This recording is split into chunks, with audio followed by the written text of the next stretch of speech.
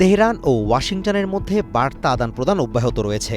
বুধবার এক সংবাদ সম্মেলনে বিষয়টি নিশ্চিত করে ইরানের পররাষ্ট্র মন্ত্রণালয়ের মুখপাত্র ইসমাইল বাঘাই জানিয়েছেন, রবিবার তাদের প্রতিনিধিরা পাকিস্তান থেকে ফিরে যাওয়ার পর থেকেই বার্তা আদান প্রদান চলছে। তিনি স্পষ্ট করে বলেছেন, এখন যেই আলোচনাই হোক না কেন তার লক্ষ্য একটাই, স্থায়ী যুদ্ধবিরতি। তিনি আরও জানান, বার্তা আদান প্রদানের ক্ষেত্রেও পাকিস্তান মধ্যস্থতাকারীর ভূমিকায় কাজ করছে। পাশাপাশি ইসলামাবাদের বৈঠকে স্থায়ী যুদ্ধবিরতি, ইরানের ওপর থেকে নিষেধাজ্ঞা তুলে নেয়া এবং যুদ্ধের ক্ষতিপূরণের বিষয়ে আলোচনা হয়েছে বলেও জানান তিনি।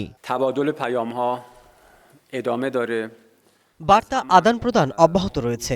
গত রবিবার ইরানের প্রতিনিধি দল তেহরানে ফিরে আসার পর থেকে আজ পর্যন্ত পাকিস্তানের মধ্যস্থতায় অসংখ্য বার্তা বিনিময় হয়েছে। আলোচনার টেবিলে এবং এই বার্তাগুলোতে আমাদের অবস্থান অত্যন্ত স্পষ্টভাবে তুলে ধরা হয়েছে।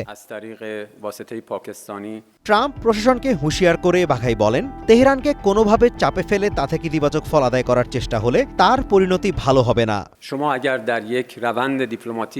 দেখুন, ইরানকে অবরুদ্ধ করা সম্ভব নয়। কূটনৈতিক প্রক্রিয়ায় ব্যর্থ হয়ে অন্য কোনো উপায়ে চাপ সৃষ্টির চেষ্টা সফল হবে না। এই পদক্ষেপ উস্কানিমূলক এবং আন্তর্জাতিক আইনের পরিপন্থী। এর কোনো বৈধতা নেই। আমেরিকার এই আচরণ যুদ্ধবিরতি লঙ্ঘনের পূর্বাভাস হতে পারে।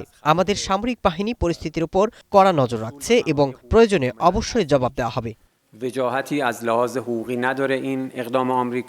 গণমাধ্যমে যুদ্ধবিরতির সময় বর্ধিত করা বিষয়ে কিছু খবর প্রচার হচ্ছে বলে উল্লেখ করে বাঘাই বলেন, এই বিষয়ে এখনও নিশ্চিত করে কোনো কিছু বলা সম্ভব না। পাশাপাশি পাকিস্তানে বৈঠকে আমেরিকার কাছ থেকে ইরানের জব্দকৃত সম্পদ ছাড়ের বিষয়ে কোনো ইতিবাচক সাড়া পাওয়া যায়নি বলেও দাবি করেন তিনি।